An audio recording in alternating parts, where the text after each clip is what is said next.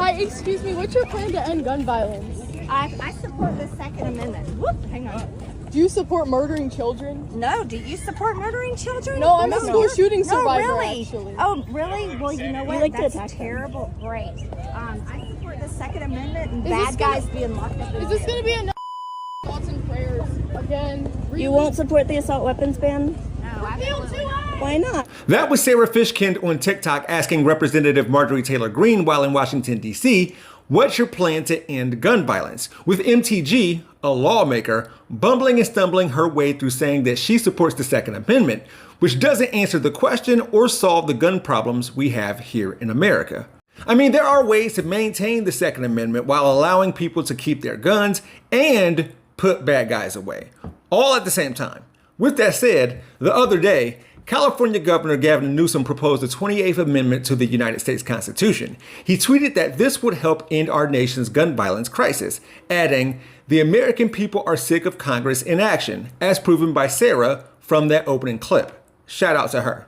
Now, this announcement was met with blue checks misattributing homicide stats, using total numbers for both city and state while forsaking rates, which would be more appropriate to use when comparing across population sizes. So, homicide rates, suicide rates, and firearm death rates are worse in rural counties than they are in big cities, and is worse in red states than blue states.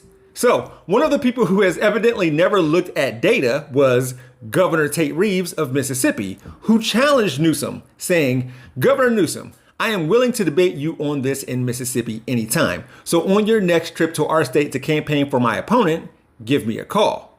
Newsom replied with, "Can't wait for you to defend the fact that Mississippi has the highest gun violence death rate in the nation. 377% higher than California's, by the way. You can't be serious." He is. They usually are. Even though there's no way that governors are this unaware of how bad gun violence is in their states as compared to other states. However, we've seen this before. Fact is, the rates of violent crime are higher in Oklahoma under your watch than in New York and California. That's a fact. Well, we'll have that fact checked by the Frontier Superintendent. It's also a fact that medical Hang on, marijuana... Oklahomans, do you believe we have higher crime than New York or California? That's what she just said. As for what Governor Newsom proposes, he says, quote, "The 28th Amendment will enshrine 4 widely supported gun safety freedoms while leaving the Second Amendment intact." So there's that. 1, raising the minimum age to purchase a gun to 21. 2, universal background checks. 3, a reasonable waiting period for gun purchases. And 4, banning the civilian purchase of assault weapons. Is it perfect? No. The proliferation of handguns in the United States needs to be addressed too. They're far more likely to be used. But gun laws don't have to be perfect. The 28th Amendment is something. It's more than what other lawmakers and governors are doing. Congresswoman Marjorie Taylor Greene has a new boyfriend, and good for her.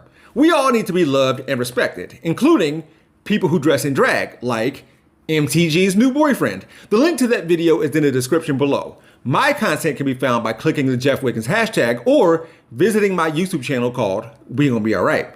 And if you didn't know, my architect knows Japanese.